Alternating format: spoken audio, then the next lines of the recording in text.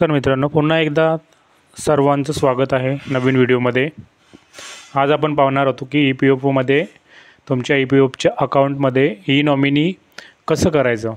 चला तर व्हिडिओला सुरुवात करूया. नवीन असेल तर चॅनलला सबस्क्राईब करा आणि हा व्हिडिओ जास्तीत जास्त लोकांपर्यंत शेअर करा जर तुम्हाला या व्हिडिओचा फायदा झाला तर. चला तर व्हिडिओ सुरू करूया.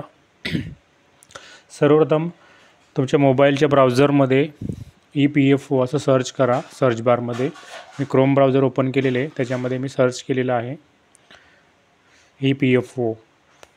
त्याच्यानंतर तुम्हाला पुढची वेबसाईट आहे ई पी एफ ओची, एम्प्लॉईज प्रॉव्हिडंट फंड ऑर्गनायझेशन. तिथे तुम्हाला क्लिक करायचं आहे. इथे झूम करतो आहे पहा. त्याच्यानंतर तुम्हाला पुढचा पेज ओपन होईल. हा पेज ओपन झाल्यानंतर तुम्हाला वरच्या बाजूला राईट साईडला 3 डॉट दिसत आहेत, तिथे क्लिक करायचं आणि तिथे क्लिक केल्यानंतर एक ब्लॅक लाईन येईल. तिच्या खाली डेस्कटॉप साईट असं असेल. त्याच्या पुढे जो बॉक्स आहे तिथे तुम्हाला क्लिक करायचं आहे. तिथे क्लिक केल्यानंतर तुमचा जो मोबाईलचा पेज आहे तो कम्प्युटरच्या सारखा ओपन होईल, डेस्कटॉप साईट मोडमध्ये येऊन जाईल. तर तुम्हाला काय करायचं आहे, पुन्हा राईट साईडला वरच्या बाजूला झूम करतो आहे, KYC अपडेटेशन मेंबर इथे क्लिक करायचं आहे.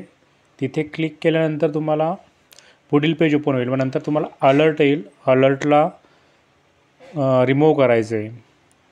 ओके किंवा वर जी फुल्ली दिलेली आहे तिथे तुम्हाला क्लिक करायचं आहे. ॲरो गेल्यानंतर मध्ये पाहायचं आहे UN, एंटर UN आणि पासवर्ड जो कोणी तुम्ही ठेवला असेल तो तिथे पासवर्ड टाकायचा आहे. त्याच्यानंतर कॅप्चा जसा असेल तसा त्या बॉक्समध्ये फिलअप करायचा आणि त्याच्यानंतर त्याच्या खाली साइन इन अँड रिसेट. तर साइन इनवर आपल्याला क्लिक करायचं आहे. तिथे क्लिक केल्यानंतर पुढील पेज ओपन होईल. पुढील पेज ओपन झाल्यानंतर तुमच्या मोबाईलवर एक OTP येईल, जो आधार कार्डला मोबाईल नंबर लिंक आहे तिथे. त्याच्यानंतर OTP तुम्हाला 5 मिनटाच्या आत तो टाकायचा आहे. ते पाहायचं आहे 6 डिजिट 6 आकडे असेल. त्याच्यानंतर खाली कॅप्चा कोड टाकायचा आहे आणि सबमिटवर क्लिक करायचं आहे. सबमिटवर क्लिक केल्यानंतर तुमचं तिथे लोडिंग घेईल पेज. काही सेकंड थांबायचं आहे. त्याच्यानंतर पुढील पेज तुमचा PFचा अकाउंट पेज ओपन होऊन जाईल. इथे पेज ओपन झाल्यानंतर वरच्या बाजूला वरच्या साईडला पाहायचं आहे की मॅनेज दिसते तुम्हाला, तिथे क्लिक करायचं आहे. मॅनेजवर क्लिक केल्यानंतर एक पेज ओपन होईल वरच्या बाजूला. त्याच्यामध्ये ऑप्शन आहेत join declaration, contact details, KYC, E nomination, mark exit. तर आपल्याला ई नॉमिनेशन करायचं आहे. तर ई नॉमिनेशनच्या इथे पाहायचं, मी झूम करतो आहे, तिथे तुम्हाला क्लिक करायचं आहे. तिथे क्लिक केल्यानंतर पुढील पेज ओपन होईल. आता इथे एक सांगतो तुम्हाला, हा जर पेज ओपन नाही झाला ई नॉमिनी, आता मी ऑलरेडी ई नॉमिनी केलेली आहे तर माझा पेज ओपन झालेला आहे. तर हा पेज ओपन नाही झाला, तुम्हाला काय करायचं आहे, पुढे काय करायचं सांगतो आहे. तुम्हाला व्ह्यूमध्ये जायचं आहे. हे पहा इथे, जर तो पेज ओपन नाही झाला तर इथे हा व्ह्यू दिसतो आहे. व्ह्यूवर क्लिक करायचं. तिथे ऑप्शन येतील profile, service history, union card आणि पासबुक. तर तुम्हाला प्रोफाईलचं जे दिसतं आहे ऑप्शन तिथे क्लिक करायचं आहे. तिथे क्लिक केल्यानंतर तुमचं प्रोफाईलचा पेज ओपन होईल. तर तुम्हाला तिथे काय करायचं आहे,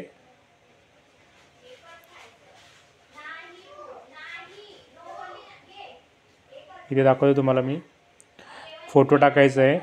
ही जी माहिती ती पूर्ण भरायची आहे. इथे दिसते जेवढी माहिती ती तुम्हाला या पेजवरची पूर्ण भरायची आहे. ती भरल्यानंतर ओकेवर क्लिक करायचं आहे. ओकेवर क्लिक केल्यानंतर मग पुन्हा तुम्हाला त्याच पेजवर यायचं आहे. कुठल्या पेजवर, मॅनेजच्या ऑप्शनवर यायचं आहे. मॅनेजच्या ऑप्शनवर नंतर ऑप्शन येतील, तर तुम्हाला ई नॉमिनेशनचं ओपन करायचं आहे. ई नॉमिनेशन ओपन केल्यानंतर मग तुम्हाला पेज ओपन होऊन जाईल. तर ते एंटर न्यू नॉमिनेशन, तर तुम्हाला ते वरच्या बाजूला दिसतं आहे तिथे तुम्हाला क्लिक करायचं आहे. तिथे क्लिक केल्यानंतर हा एक पेज ओपन होईल. हा पेज ओपन झाल्यानंतर तुम्हाला प्रोसीडवर क्लिक करायचं आहे. हे पाहायचं आहे. प्रोसीडवर क्लिक केल्यानंतर तुम्हाला हॅविंग फॅमिली डिक्लेरेशन, तर तुम्हाला इथे यसवर क्लिक करायचं आहे. तुम्ही ई नॉमिनी करताना तुम्ही एकापेक्षा 2, 3, 4, 5 तुम्हाला पाहिजे तेवढे नॉमिनी तुम्ही ठेवू शकताय. ठीक आहे. तर आता पाहायचं मी एक नॉमिनी ऑलरेडी मी केलेलं आहे, तरी पण माझ्याकडे एक ऑप्शन आलेलं आहे करण्यासाठी, तर करू शकता. आता ज्यांनी नाही केलेलं त्यांनी येसवर क्लिक करा. इथे पाहायचं आहे, येसवर क्लिक केल्यानंतर पुढचा पेज ओपन होईल. पेज लोडिंग घेईल, त्याच्यानंतर पुढील पेज ओपन होईल. पुढील पेज पाहायचं आहे. तर हा पेज ज्यावर आपल्याला नॉमिनी टाकायची आहे, तर पाहायचं आहे इथे आधार नंबर टाकायचा. ज्याला पण आपल्याला नॉमिनी करायचं आहे त्याला आपल्याला काय करायचं आहे, त्याचा आधार नंबर टाकायचा आहे, त्याचा नाव टाकायचं आहे जे आधार कार्डवर असेल ते, त्याच्यानंतर त्याची डेट ऑफ बर्थ जी असेल ती आधार कार्डवरची टाकायची आहे.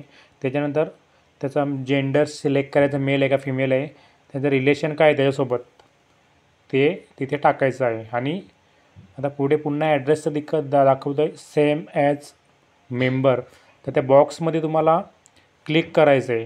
म्हणजे तुमचा जो तुम्ही तुमच्या नॉमिनीचा जो पूर्ण डिटेल्स टाकलेली ती पूर्ण ती इथे शो होऊन जाईल. ठीक आहे. आता इथे तुम्हाला पाहायचं आहे एक प्लसचं चिन्ह दिसतं आणि एक फोटो, तर तुम्हाला आता फोटो काढायचं एक ज्याचा जो पण नॉमिनी ज्याला करायचा आहे त्याचा फोटो मोबाईलमध्ये ठेवायचा आहे आणि तो इथे क्लिक करायचं आहे आणि क्लिक करून तो फोटो अपलोड करून टाकायचा आहे. आता यासाठी कुठल्याही साईजची फोटो साईजची काही जरूरत नाही, जसा फोटो असेल तसं तो अपलोड होऊ शकतो. ठीक आहे. तर हे पूर्ण माहिती डिटेल्स पूर्ण भरल्यानंतर तुम्हाला इथे झूम करतो मी, हा जो बॉक्स दिसतो आहे तिथे लिहिलेलं आहे मैंने EPF योजनाओं के तहत विभिन्न लाभों के लिए अपनी पहचान स्थापित करने के उद्देश्य से EPFO को अपना आधार साझा करने के लिए अपने परिवार के सदस्यों नामितों की सहमति ली है.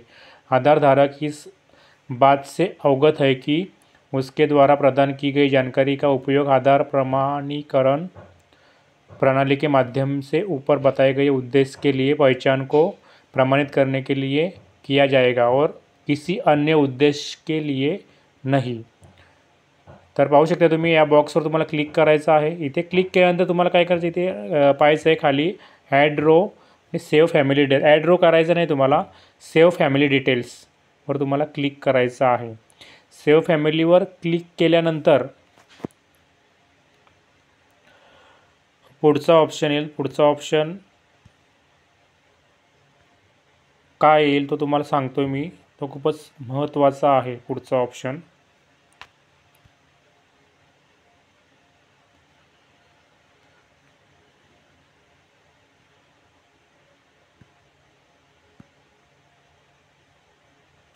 इथे पाहू शकता तुम्ही add row save family details आणि इथे तुम्ही पाहायचं आहे EPFO. इथे खाली लगेच एक पेज ओपन होईल. तिथे या बॉक्सवर तुम्हाला क्लिक करायचं आहे. इथे क्लिक केल्यानंतर